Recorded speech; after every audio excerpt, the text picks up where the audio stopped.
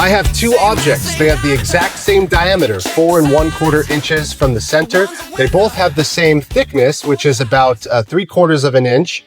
And they both have the exact same mass. And I made sure their masses were the same because I added some extra tape to this one until their masses were equal.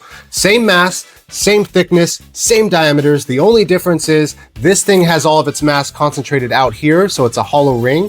And this one has its mass evenly distributed throughout because it's a solid disc. My question is, if I were to put both of those side by side on a ramp with some slope and I release them at the same time, which of these objects would make it to the bottom first? Here are your three options. Is it A, the solid disc will make it to the bottom of the ramp first? B, the hollow ring makes it to the bottom first? Or option C, they reach the bottom at approximately the same time? So take a minute, pause the video, and I want you to write your prediction in the comments below, and let's see if you can get this right. Which ring makes it to the bottom first? Okay, first things first, I've got to prove to you all that these are the same mass so that you know I'm not trying to trick you. We'll start with the hollow ring first. And the scale reads 133 grams or 0.133 kilograms.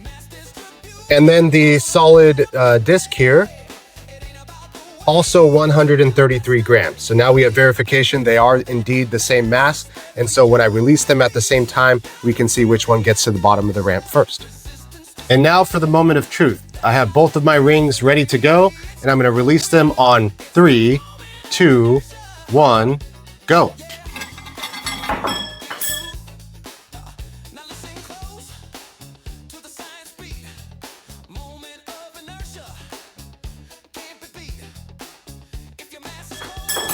Wow, would you look at that? It looks like the solid disc won the race and it was a blowout. The hollow ring had no chance at all. Well, why did this happen? It has to do with a topic called moment of inertia. So let me explain. Moment of inertia is a measure of an object's resistance to rotation. So the greater an object's moment of inertia is, the less it wants to rotate or spin. So if we look at our two objects, which one had the higher moment of inertia? Which was more resistant to rotation? Well, it would be the one that took longer to start rolling, and that's the thin-walled ring. And the one with the lower moment of inertia was actually the solid disc. So how do we know what moment of inertia is, or what's a good indicator for it? Well, it's not just a resistance to rotation, but it's a measure of how your mass is distributed around the axis of rotation.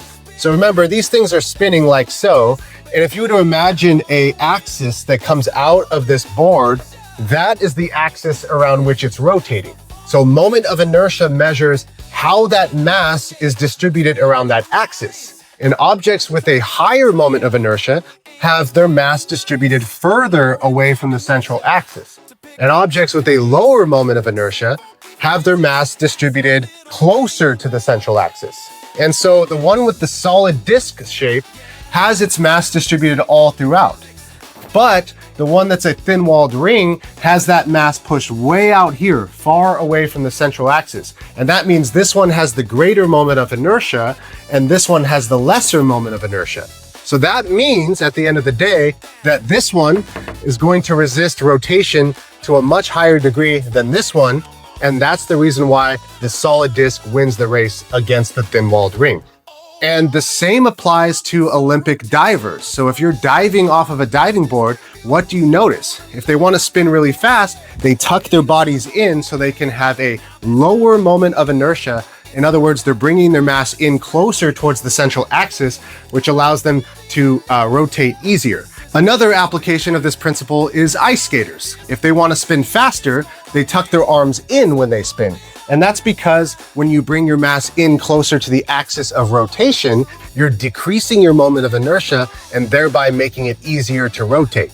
And of course, when they want to slow down again, they take their mass and they bring it back further away from their body, or in other words, they bring their arms back out again to increase their moment of inertia and reduce their rotational speed.